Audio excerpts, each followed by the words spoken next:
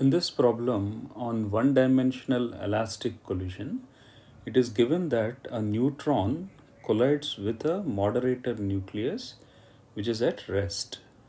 We are asked to find the fractional kinetic energy lost in the process. Here, we can use two ideas. One, if we take the neutron and the nucleus as a system, there are no external forces acting on the system. So the linear momentum is conserved. The final linear momentum is equal to the initial linear momentum. So this is one idea that we can use. The second idea is, because the collision is elastic, the kinetic energy is conserved. There is no loss in the energy.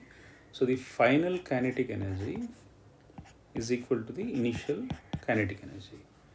And here, if we use the kinetic energy conservation principle, the algebra might be messy. Again, when I say that, I'm not saying that we should not use it, we have to use it. But instead of directly writing the kinetic energy of the particles, what we can do is, it is actually an idea that comes out of this, which is to use the idea of coefficient of restitution. So if we can use the idea of coefficient of restitution, the algebra is slightly easy here. Okay, this is anyway an idea that is arrived after you make use of both the principles, right? So what is the coefficient of restitution for an elastic collision? The coefficient of restitution, E, is 1.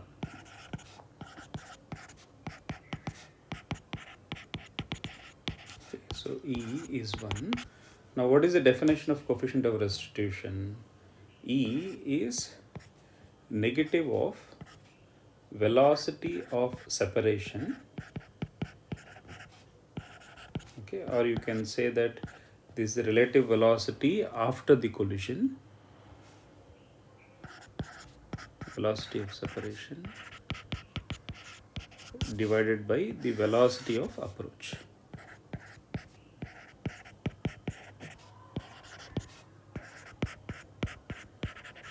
Okay, so for our purpose, because the coefficient of restitution has a value 1, we can say that the relative velocity after the collision is equal and opposite to the relative velocity before collision. So the velocity of separation is equal and opposite to velocity of approach.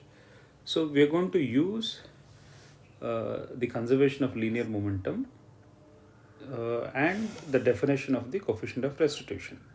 Okay, again, I'll repeat here. By using coefficient of restitution, we are not saying that we are not using the conservation of kinetic energy. Conservation of kinetic energy is, of course, used.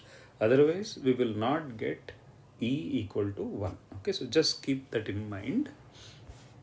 Okay, so here, before collision, let's say the velocity of neutron is u, the nucleus is at rest. Let's assume after collision, the velocities are v1 and v2 and they're pointing to the right. Okay, so if I use the linear momentum conservation principle, the final linear momentum of the neutron is m into v1. For the nucleus, it is mass 10m into velocity v2. This is equal to the initial linear momentum, which is m into u. And now let's use the definition of coefficient of restitution. Now when you use the definition of coefficient of restitution, you can either take neutron as the observer or the nucleus as the observer. Okay, so suppose if I write here with respect to nucleus. Okay, with respect to nucleus, what are we saying? The velocity, the relative velocity after the collision is equal and opposite to the relative velocity before the collision. So after the collision, what is the relative velocity? Velocity of neutron with respect to nucleus. This is v1 minus v2. Before the collision, the nucleus is at rest, so it is simply u. Okay, so these two are equal, but don't forget to put the minus sign. Okay, so that's all we have to do. So that is going to give us the second equation. Now, if I take a look at the first equation, if I ignore mass everywhere, so if I ignore mass everywhere, m, okay, I have v1 plus 10v2 is equal to u. And then the second equation is v1 minus v2 is equal to minus u. We want v1, okay? We don't want v2 to answer this question. So what we can do is, I multiply the second equation by 10 and then add it to the first equation.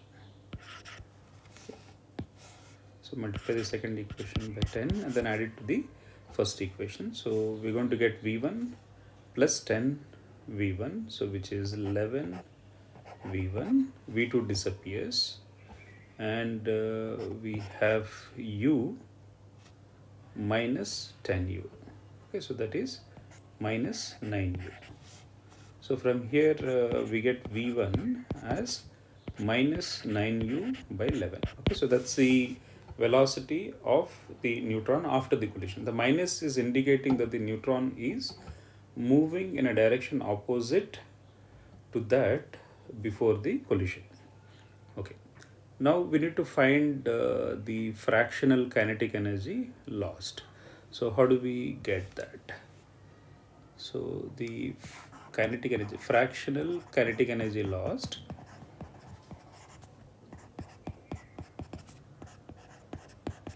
okay, so this is equal to initial kinetic energy minus final kinetic energy divided by the initial kinetic energy, right? So we have 1 minus the ratio of the kinetic energies. So let's write them down. So what is the final kinetic energy? Half m into velocity square. Okay, so velocity is 9u by 11. So since we are squaring, I think we can ignore minus sign, but it's okay. So 9 minus 9u by 11 square divided by half m u square. Okay, so this gives us 1 minus, this is 81 by 121. Okay, so you can roughly take it as 80 by 120. So 80 by 120 will be 2 by 3. So that's roughly 1/3. Right? So 1/3. So the answer has to be 0.33. Okay, so that's the fractional kinetic energy lost.